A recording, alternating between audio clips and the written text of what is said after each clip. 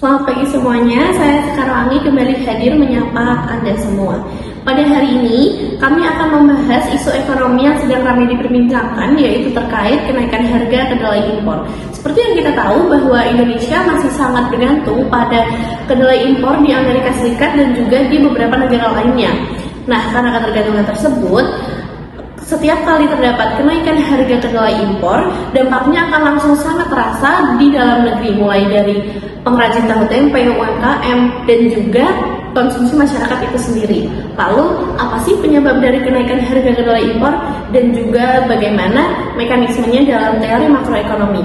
Untuk mengetahui situasi di lapangan, mari kita menuju ke pasar bersama dengan rekan saya, Fauzan Alriza. Silakan kepada Fauzan Alriza. Baik, terima kasih. Saat ini pemirsa, saya sedang berada di Pasar Karangayu, tempat di mana para pengrajin dan para penjual melakukan aktivitasnya sehari-hari.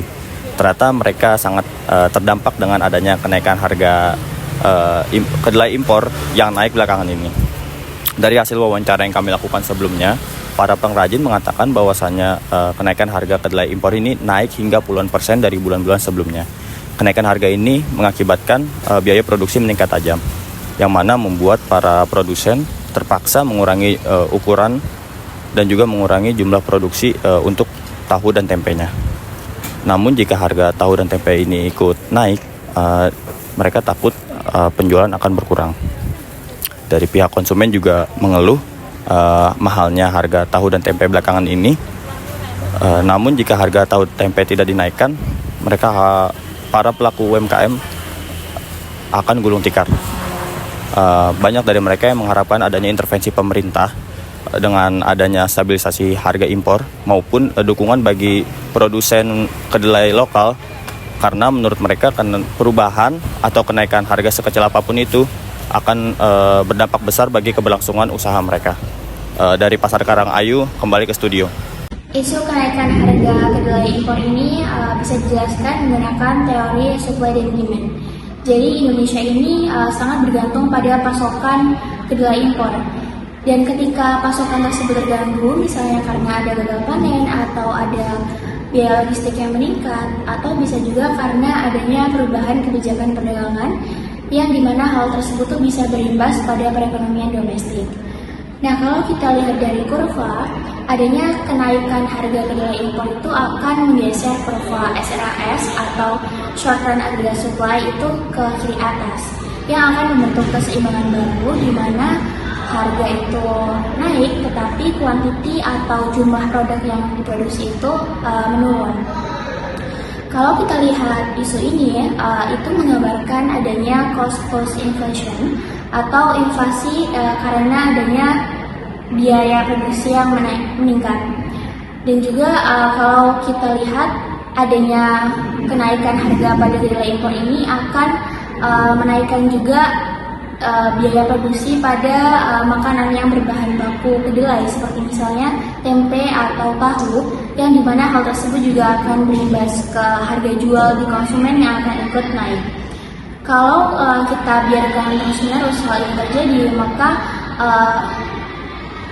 daya beli di masyarakat akan menurun, dan juga terutama pada mereka yang menjadikan tempe dan tahu sebagai sumber protein utama mereka. Jadi secara singkat, efek dari adanya kenaikan harga kedelai impor ini tidak hanya berhenti di pedagang, tetapi juga mempengaruhi inflasi nasional, kemudian juga konsumsi rumah tangga, dan juga pertumbuhan ekonomi di Indonesia itu sendiri. Karena kedelai kita sebagian besar diimpor, maka harga dalam negeri sangat dipengaruhi oleh nilai tukar rupiah terhadap dolar Amerika Serikat. Ketika dolar menguat, importir harus membayar lebih mahal meski harga internasional tidak berubah. Ini membuat harga kedelai impor naik secara otomatis. Artinya, fluktuasi global dapat langsung mengganggu stabilitas pangan Indonesia. Padahal, tahu dan tempe merupakan sumber protein utama masyarakat menengah ke bawah. Jika harganya naik, maka konsumsi protein akan menurun.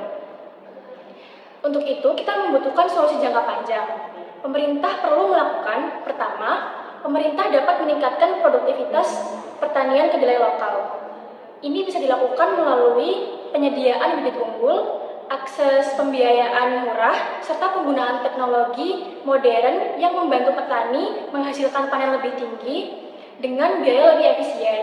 Kedua, memperbaiki rantai distribusi. Seringkali kedelai lokal sudah diproduksi, tetapi di tengah jalan harganya melonjak karena masalah logistik, biaya transportasi tinggi, dan panjangnya jalur perdagangan. Jika distribusi merata, maka harga di tingkat konsumen akan lebih terjaga. Ketiga, menjaga stabilitas nilai tukar rupiah.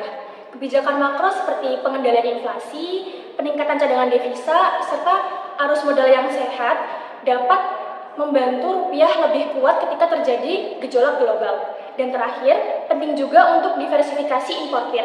Artinya, jangan hanya berfokus pada satu sumber utama kedelai. Jika salah satu negara bermasalah, kita masih mempunyai alternatif lain. Nah, dengan langkah-langkah tersebut, Indonesia akan lebih mandiri dan mampu memperkuat ketahanan pangan nasional secara menyeluruh. Baik, terima kasih kepada reporter dan juga dua narasumber yang telah menjelaskan. Dari pembahasan tadi dapat kita lihat bahwa kenaikan harga kedelai impor tidak hanya sekedar harga bahan baku yang mahal, tetapi juga terkait erat dengan inflasi, nilai tukar, kemudian ketergantungan impor, dan juga ketahanan pangan nasional. Dengan memperkuat produksi lokal dan juga menjaga stabilitas ekonomi makro, Indonesia dapat lebih mandiri dan juga terlindungi dari gejolak harga global. Sekian pembahasan hari ini. Saya Sekar Wangi pamit undur diri. Terima kasih telah menyaksikan dan sampai jumpa.